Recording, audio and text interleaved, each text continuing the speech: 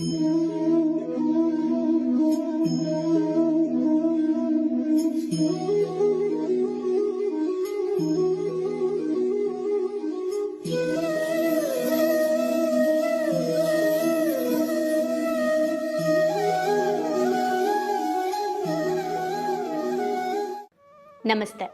ಅಂಚೆಗೆ ಹೋಗದ ಪತ್ರ ಪುಸ್ತಕದಿಂದ ನಮ್ಮ ಮುಂದಿನ ಚಾಪ್ಟರ್ನ ಹೆಸರು ಆನಂದವಿಲ್ಲದೆ ಬದುಕು ಇಲ್ಲ, ಅತೃಪ್ತಿ ಇಲ್ಲದೆ ಬೆಳವಣಿಗೆ ಇಲ್ಲ, ಆನಂದದಾಯಕ ಅತೃಪ್ತಿ ಇರಲಿ ಅಂತ ಹೇಳ್ತಾ ಇದ್ದಾರೆ.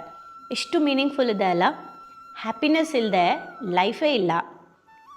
ಆ್ಯಂಡ್ ಅತೃಪ್ತಿ, ನಮಗೆಲ್ಲದರಲ್ಲೂ ತೃಪ್ತಿ ಆಗಬಾರ್ದು. ಸೊ ತುಂಬ ತೃಪ್ತಿ ಆಗಿಬಿಟ್ರೆ ನಾವು ಬೆಳೆಯೋಕ್ಕಾಗಲ್ಲ ಅಂತ ಹೇಳ್ತಾ ಇದ್ದಾರೆ. ಅಂದರೆ ಖುಷಿಯಾಗಿ ಇರುವಂತಹ ಅತೃಪ್ತಿಗಳು ಇರಬೇಕು ಅಂತ ಹೇಳ್ತಿದ್ದಾರೆ. ಸೊ ಇಲ್ಲಿ ಏನು ಹೇಳ್ತಾ ಇದ್ದಾರೆ ಅಂದರೆ, ಒಂದು ಹುಡುಗಿ, ಓಕೆ, ಅವರ ತಂದೆಯನ್ನು ನೋಡಿರ್ತಾರಂತೆ. ತಂದೆ ತುಂಬ ಡಿಸಿಪ್ಲಿನ್ ಆಗಿರ್ತಾರಂತೆ. ಆ ಡಿಸಿಪ್ಲಿನ್ ಆಗಿರೋದನ್ನು ನೋಡಿ, ಆ ತಂದೆಯ ಡಿಸಿಪ್ಲಿನ್ ನೋಡಿ ತುಂಬ ಇಷ್ಟ ಆಗಿರುತ್ತಂತೆ. ಎಷ್ಟು ಡಿಸಿಪ್ಲಿನ್ ಇದ್ದಾರೆ ನಮ್ಮಪ್ಪ ಅಂತ ಅಂದ್ಕೊಂಡಿರ್ತಾರಂತೆ.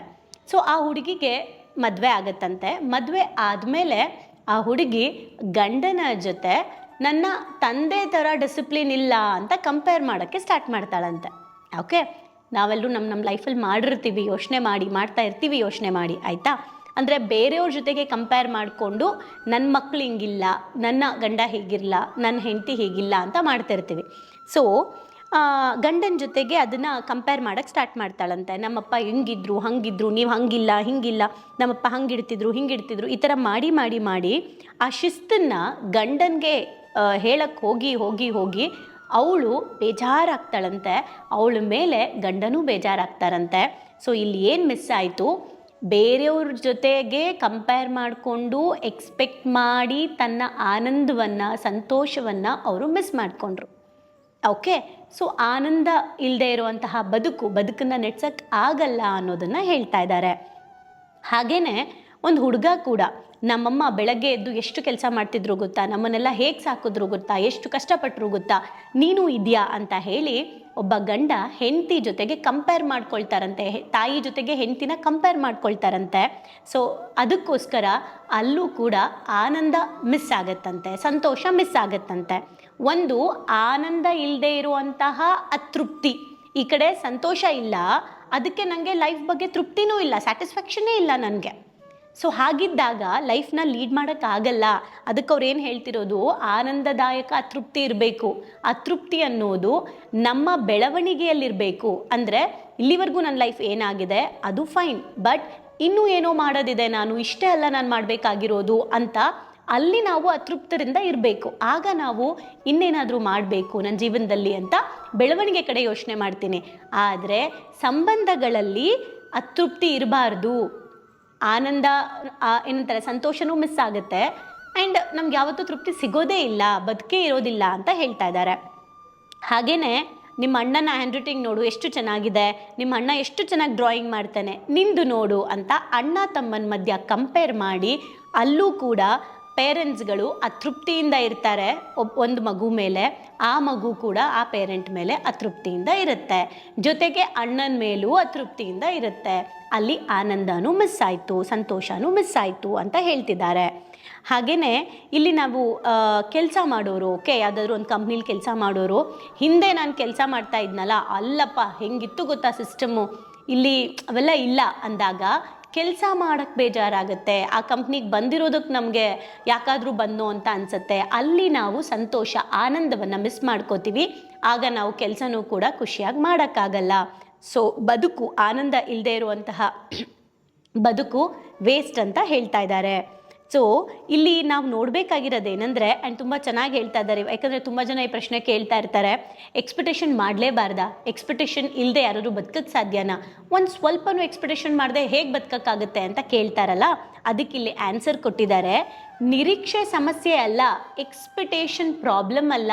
ಎಕ್ಸ್ಪೆಕ್ಟೇಷನ್ ಮಾಡೋದು ತಪ್ಪಲ್ಲ, ಆದರೆ ಎಕ್ಸ್ಪೆಕ್ಟೇಷನ್ನು ನಾನೇನು ಎಕ್ಸ್ಪೆಕ್ಟ್ ಮಾಡ್ತೀನಿ ಅದನ್ನು ಇನ್ನೊಬ್ಬರು ಮಾಡಲೇಬೇಕು ಅಂತ ಪ್ರೆಷರ್ ಆಗ್ತೀನಲ್ಲ, ಅದು ತಪ್ಪು. ಅಲ್ಲಿ ಸಮಸ್ಯೆ ಸ್ಟಾರ್ಟ್ ಆಗುತ್ತೆ ಅಂತ ಹೇಳ್ತಿದ್ದಾರೆ.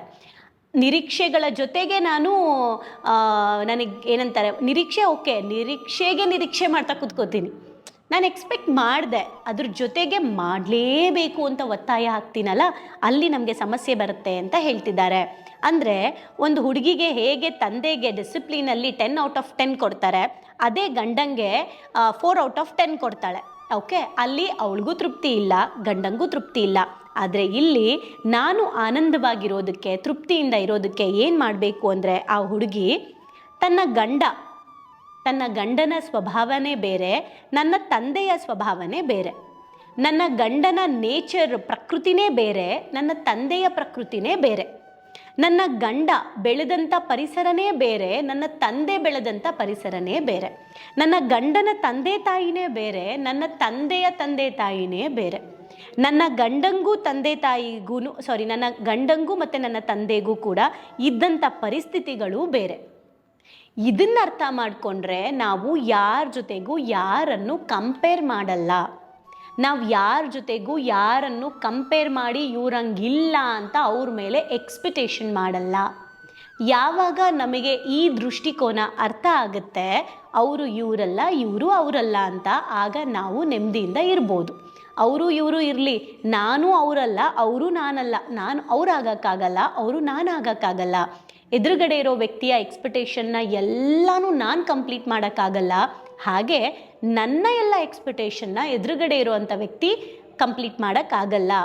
ನಾನು ಹೇಗೆ ಮಲ್ಕೊಳ್ತೀನಿ ಹಾಗೆ ನನ್ನ ಎದುರುಗಡೆ ಇರೋ ವ್ಯಕ್ತಿನೂ ಮಲ್ಗಲ್ಲ.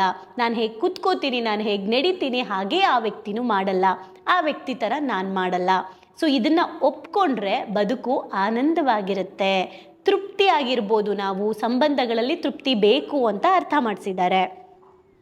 ಹಾಗೆ ಎಲ್ಲನೂ ಕೂಡ ಮಗನಿಗಿಂತ ಚೆನ್ನಾಗಿ ಹಾಡ್ತಾಳೆ ಅಂತ ಕಂಪೇರ್ ಮಾಡ್ತೀವಲ್ಲ ಮಕ್ಕಳುಗಳನ್ನ. ಈ ಮಗುನೇ ಬೇರೆ, ಈ ಮಗುನೇ ಬೇರೆ. ಈಗ ಕೇಳ್ಬೋದು, ಆ ಇಬ್ಬರು ಮಕ್ಳಿಗೂ ನಾವೇ ಅಲ್ವಾ ತಂದೆ ತಾಯಿ ಅಂತ. ತಂದೆ ತಾಯಿ ನೀವೇ ಆಗಿರ್ಬೋದು, ಆದರೆ ಮೊದಲನೇ ಮಗು ಹುಟ್ಟೋ ಟೈಮಲ್ಲಿ ನಿಮಗಿದ್ದಂಥ ತಿಳುವಳಿಕೆ, ಎರಡನೇ ಮಗು ಹುಟ್ಟೋ ಟೈಮಲ್ಲಿ ನಿಮಗಿದ್ದಂಥ ತಿಳುವಳಿಕೆಗೂ ಎಷ್ಟು ವ್ಯತ್ಯಾಸ ಇದೆ. ಮೊದಲನೇ ಮಗು ಟೈಮಲ್ಲಿ ನೀವು ಎಷ್ಟು ನಾಜೂಕಾಗಿದ್ರಿ, ಎಷ್ಟು ಭಯದಿಂದ ಇದ್ರಿ ಅಲ್ವಾ, ಎಷ್ಟು ಕೇರ್ ಮಾಡಿದ್ರಿ. ಬಟ್ ಎರಡನೇ ಮಗು ಗೊತ್ತು ನಿಮಗೆ ಕೇರ್ ಮಾಡೋಕ್ಕೆ, ಆರಾಮಾಗಿದ್ರಿ ನೀವು. ಸೊ ಇದೆಲ್ಲ ಪ್ರೆಗ್ನೆನ್ಸಿ ರಿಲೇಟೆಡಲ್ಲಿ ಬರುತ್ತೆ. ನಾನು ನೆಕ್ಸ್ಟ್ ಯಾವಾಗಾದರೂ ಪ್ರೆಗ್ನೆನ್ಸಿ ರಿಲೇಟೆಡ್ ಸೆಷನ್ಸ್ ಮಾಡಿದಾಗ ಹೇಳ್ತೀನಿ. ಬಟ್ ಹೇಗೆ ಡಿಫ್ರೆನ್ಸ್ ಇರುತ್ತೆ ಅಲ್ವಾ, ಅವರೇ ಬೇರೆ ಇವರೇ ಬೇರೆ, ಅವರಿಬ್ಬರು ಒಂದೇ ಅಲ್ಲ. ಎಲ್ಲನೂ ಅಷ್ಟೇ, ಇವ್ರಿಗಿದ್ದಂಗೆ ಅವ್ರಿಗಿರಲ್ಲ, ಅವ್ರಿದ್ದಂಗೆ ಇವ್ರಿಗಿರಲ್ಲ ಅಂತ ನಾವು ಅರ್ಥ ಮಾಡಿಕೊಂಡ್ರೆ ಬದುಕು ಆನಂದವಾಗಿರುತ್ತೆ, ನೆಮ್ಮದಿಯಿಂದ ಇರುತ್ತೆ ಅಂತ ಹೇಳ್ತಿದ್ದಾರೆ. ಜಗತ್ತಲ್ಲಿ ಇರುವಂಥ ಎಷ್ಟೋ ಸಮಸ್ಯೆಗಳು ಭಾರತದಲ್ಲಿ ಇಲ್ಲ, ಭಾರತದಲ್ಲಿರೋ ಎಷ್ಟೋ ಸಮಸ್ಯೆಗಳು ಜಗತ್ತಲ್ಲೇ ಇಲ್ಲ. ಸೊ ಹಾಗೆ ನಾವು ನೋಡಬೇಕು ಅಂತ ಹೇಳ್ತಾ ಇದ್ದಾರೆ. ಎಲ್ಲರೂ ಯಾರೋ ಒಬ್ಬರು ಎಲ್ರಿಗಿಂತ ಕಂಪೇರ್ ಮಾಡಿದಾಗ ಅವರು ಕಡಿಮೆನೂ ಅಲ್ಲ, ಹೆಚ್ಚು ಅಲ್ಲ. ಯಾರಿಗೂ ಹೆಚ್ಚು ಅಲ್ಲ, ಯಾರಿಗೂ ಕಡಿಮೆನೂ ಅಲ್ಲ. ಎಲ್ಲರಲ್ಲೂ ಪಾಸಿಟಿವ್ ಇರುತ್ತೆ, ಎಲ್ಲರಲ್ಲೂ ನೆಗೆಟಿವ್ ಇರುತ್ತೆ. ಯಾರೂ ಕೂಡ ಪರಿಪೂರ್ಣರಲ್ಲ. ಸೊ ಹಾಗಾಗಿ ವ್ಯಕ್ತಿಯನ್ನು ನಾವು ಒಪ್ಕೋಬೇಕು ಅಂದರೆ, ಸಂಬಂಧಗಳಲ್ಲಿ ತೃಪ್ತಿಯನ್ನು ನಾವು ಪಡ್ಕೋಬೇಕು ಅಂದರೆ, ನಾವು ದೃಷ್ಟಿಕೋನಗಳನ್ನು ಅರ್ಥ ಮಾಡಿಕೊಂಡು ಆನಂದವಾಗಿರಬೇಕು ಅನ್ನೋದನ್ನು ಯೋಚನೆ ಮಾಡಬೇಕು. ಎಲ್ಲ ಕಥೆಯಲ್ಲೂ ಕೂಡ ಒಂದು ತಿರುವು ಇದ್ದೇ ಇರುತ್ತೆ. ಹಾಗೆಯೇ ಪ್ರತಿಯೊಬ್ಬರ ಜೀವನದಲ್ಲೂ ಕೂಡ ಒಂದು ಟರ್ನಿಂಗ್ ಪಾಯಿಂಟ್ ಅಂತ ಇರುತ್ತೆ. ಆ ಟೈಮ್ ಬಂದಾಗ ಅವರವರೇ ಸರಿ ಹೋಗ್ತಾರೆ ಅನ್ನೋದನ್ನು ಇಲ್ಲಿ ಹೇಳ್ತಾ ಇರೋದು.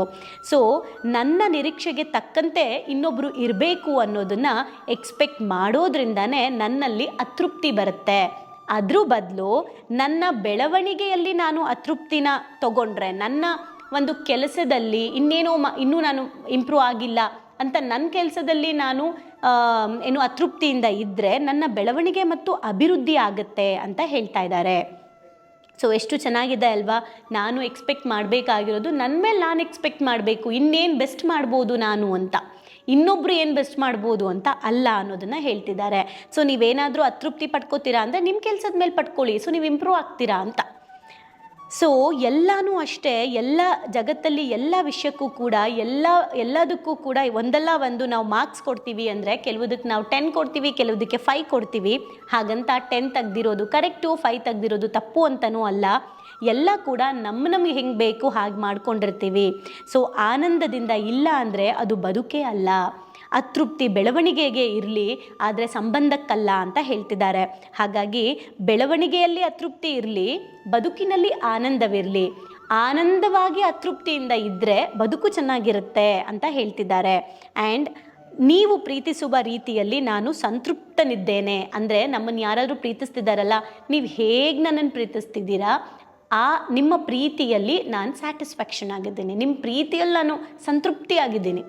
ಆದರೆ ನಿಮ್ಮನ್ನು ನಾನು ಪ್ರೀತಿಸೋದ್ರಲ್ಲಿ ಇನ್ನೂ ಹೆಚ್ಚು ಹೆಚ್ಚು ನಾನು ಕಲಿಬೇಕು.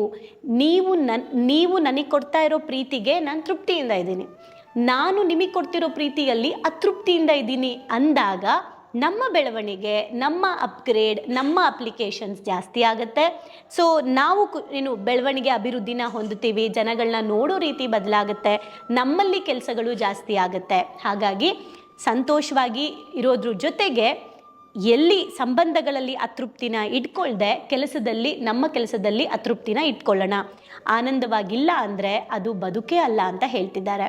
ಸೊ ಈಗ ನೀವು ಎಲ್ಲರೂ ಯೋಚನೆ ಮಾಡೋಣ, ಎಲ್ಲೆಲ್ಲಿ ನಾವು ಯಾರ್ಯಾರ ಮೇಲೆ ನಿರೀಕ್ಷೆಗಳನ್ನು ಇಟ್ಕೊಂಡು ಆ ನಿರೀಕ್ಷೆಗಳು ಫುಲ್ಫಿಲ್ ಆಗಲಿ ಅಂತ ಹೇಳಿ ಪ್ರೆಷರ್ನ ಹಾಕ್ಕೊಂಡು ಎಲ್ಲೆಲ್ಲಿ ನಾವು ನಮ್ಮ ಲೈಫಲ್ಲಿ ಸಂತೋಷವನ್ನು ಹಾಳು ಮಾಡ್ಕೊಳ್ತಾ ಇದ್ದೀವಿ ಆ್ಯಂಡ್ ಯಾವುದು ಸ್ಯಾಟಿಸ್ಫ್ಯಾಕ್ಷನ್ ಮಾಡ್ತಾ ಇಲ್ಲ ಅಂತ.